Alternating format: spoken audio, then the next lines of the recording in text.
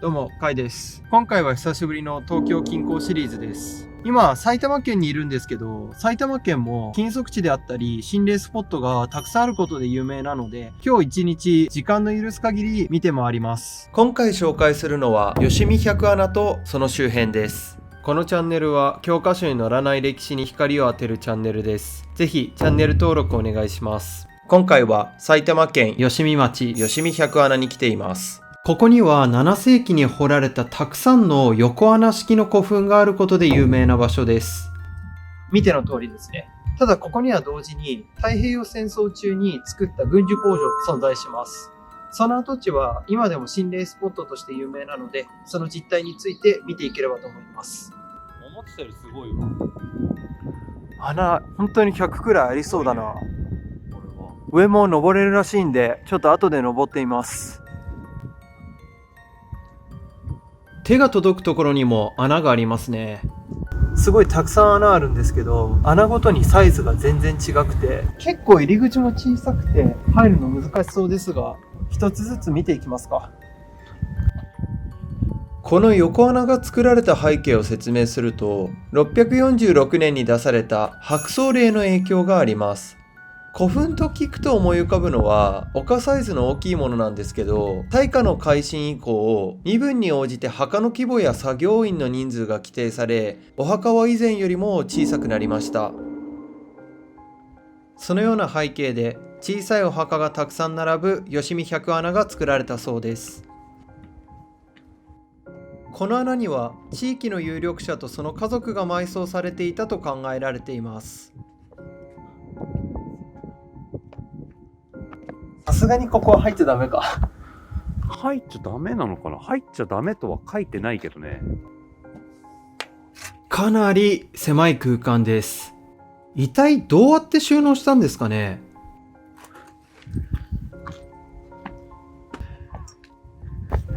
富士山も見える。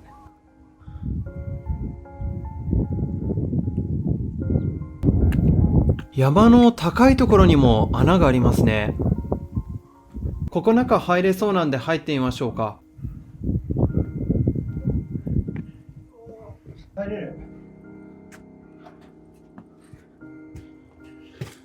まずここ部屋みたいになってるんですけど、ここは一段高くなってる。で、これめっちゃ落書きだな。すごい声が反響します。ここの空間は横穴室石室といって7世紀に作られた古墳だと言われているんですけど、明治時代に発掘した人によると、ここはポロポックスっていう土蜘蛛人、小人が住んでた家なんじゃないかっていう説が唱えられたこともあるそうです。住むにはちょっと狭いかなって思うんで、小人向けですね。あの穴はほぼ入り口埋まってますね。崩れちゃったんですかね。あの穴もずっと誰も入ってなさそう。傾斜が掘ってあるのって、あそこから水分が流れて遺体が腐んないようにみたいな感じで。へえ。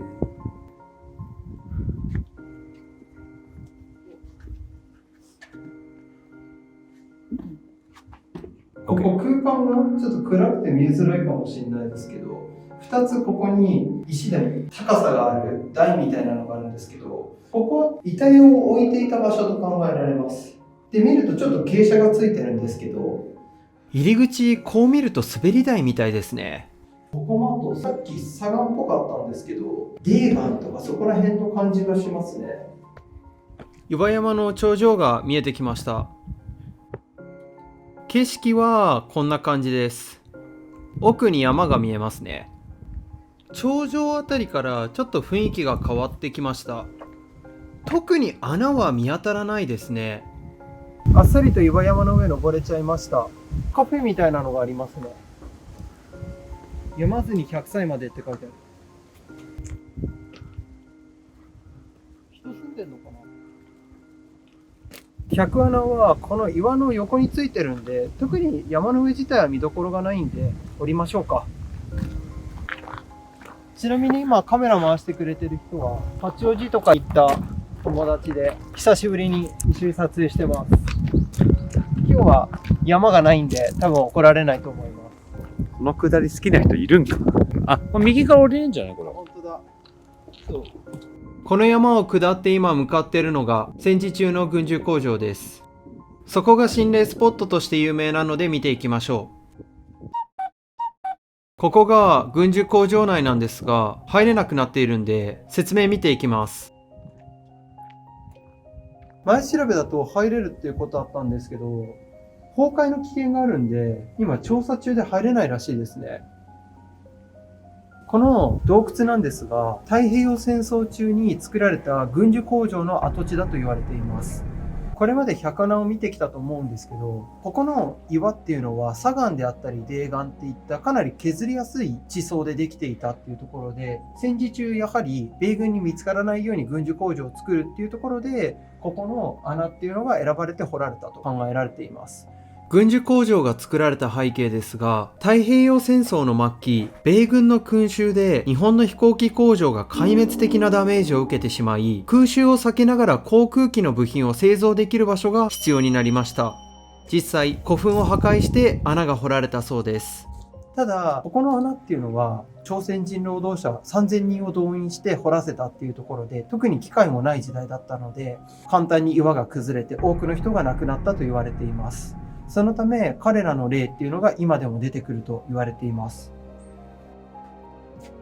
正直貝は霊感がないので、これに対して今何かを感じるっていうのは直接的にはないんですけど、やはり霊能力者とかが入っていくと気持ち悪くなるっていう風に言われていて有名です。でも確かに不気味な感じはしますし、よく見ていただくとこれ全て手彫りで洞窟が掘られているんですね。この手彫りの跡から実際に働いていた人たちの苦難が見える気がします。なんか気持ちひんやりとした空気が来る。やっぱり地面スナスナしてるから砂岩掘ったやつとかが細かく砕けて砂っぽくなってんのかな。ちょっとずつ崩落の跡はこの岩とかも多分落ちてきたのかもしれないね。だって掘られたのがもう80年前とかだもんね。触っただけでちょっと砂が手につく。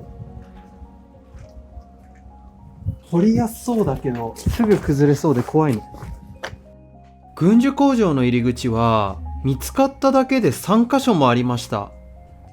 それも中見るとかなり広そうなんですよね。端っこにも穴あるんで、昔の軍需工場めっちゃ広かった説あるな。古墳の跡地にも悲しい歴史が存在していました。吉見百穴以外にも気になるスポットがあったので、そちらも見に行きましょう。めっちゃ味がある寺見つけました。入ってみますか。